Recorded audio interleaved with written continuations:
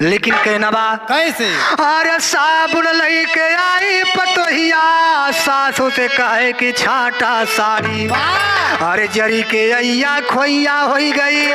अरे पड़ी विपतिया भारी अब बतावा कहवा जाई राम बुढ़ापी बेरिया। अब बतावा कहवा जाए राम बुढ़ापी बेरिया। अब बतावा कहवा जाए राम बुढ़ापी बेरिया। बुढ़ापी बेरिया। अब बतावा कहवा जाए राम बुढ़ापी बेरिया।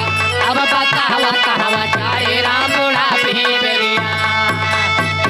ए भैया हाँ साबुन लेके पतुआ आई बाजार से हाँ हाँ और धोती खोल के बूढ़ा के ऊपर है तेरी बूढ़ा की कब से नहाए रही भपसाई ना होती। अच्छा हाँ पतुआ कहती है का छाड़ धोए के प्रश्न कह दे। हाँ भाई अब हमारे नैहरे में बियाह पड़ा बा। बधुआ लेके जावे वही है। हाँ सही कहा था। हाँ भाई हुआ हमका जाए के बा। हाँ भाई काहे नहीं। लेकिन देखा बूढ़ा धोती ना छाटती है। लेकिन जात कहा बाटी भैया। कहाँ हो? हे बूढ़ा जाती है अपने बूढ़ों के लगे। ओ अब आज काल के बुढ़वन के ड्यूटी जानता है कहाँ लागत है। हाँ हाँ वही खेते मांजने पाए। हाँ भैया सवाने में या तो इंजन रखा हुए हाँ या तो सांड बछवा रखा हुए। और का भाई वही बकाल वकाल चिरा हो या पर बा। और सवाने में बूढ़ा पहुंचती है बुढ़ऊ से कहती है बुढ़ऊ चश्मा समा लगाए हैं। हो हाँ भाई खेते में भाई रखावे के बाद साड़ बछवा दिखाए पहले दूर तक वह खा लेता है। अच्छा हाँ भाई हाँ कहीं नहीं बुढ़ऊ बेटवा पतुआ अलग कह दिया। हाँ नहीं घोड़े में फांसी लगा ही लिया।